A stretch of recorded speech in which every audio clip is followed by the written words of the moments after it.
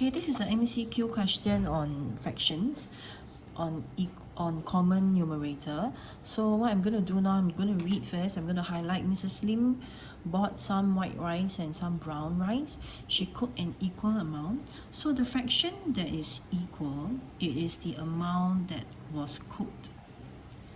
It is not the amount that is left. So I'm going to continue reading. She had 3/3 of the white rice and 3/8 of the brown rice left.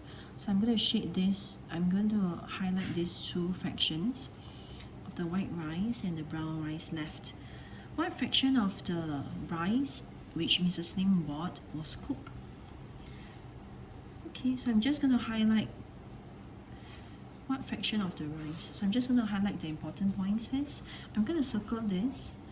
Now, many of you would have thought that because this is 3/4 and this is 3 out of 8, so I can use this and this will be the common numerator. But this is not a common numerator kind of questions. But this is not so. It's because the question actually mentioned that it is not the fraction which is left the same, it's the fraction that is the one that she used. So usually in class what we will do is we will have, instead of drawing model, we will actually have a table like this, whereby I'm going to put here the fraction. This will be the white rice, so I'm going to put here white rice. This will be the brown rice. Okay, so I'm going to label here first, and I'm going to put here cooked and left over here. So I'm going to put in the information now. I would have 3/4 which is left. I would also have 3 out of 8. So if I just focus on the white rice, right? So if I have 3/4 left, I would have cooked 1/4. If I have 3/8 left, I would have cooked 5 out of 8. Okay, this is the part I will need to make them the same, because it says that she cooked an equal amount of white and brown rice. So I need to make the numerator the same. I'm going to times 5 here, times 5 and times 5. I'm going to get 5 out of 20. Why am I multiplying by 5? Is because cook an equal amount. So it means that the white 5 units and the brown will be 5 units. So this will be the same. But if I have denominator for the white rice to be of 20 units, I will also need to do something over here.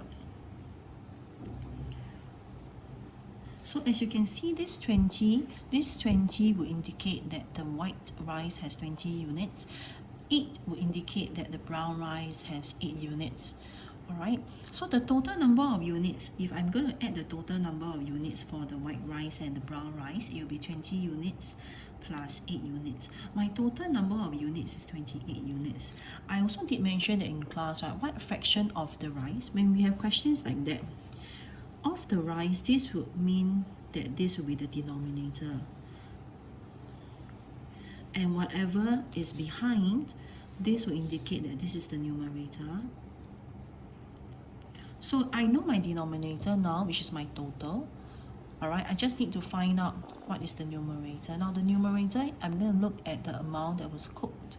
I would have 5 and 5. My total units, my cooked, I would have a total of 5 units plus 5 units.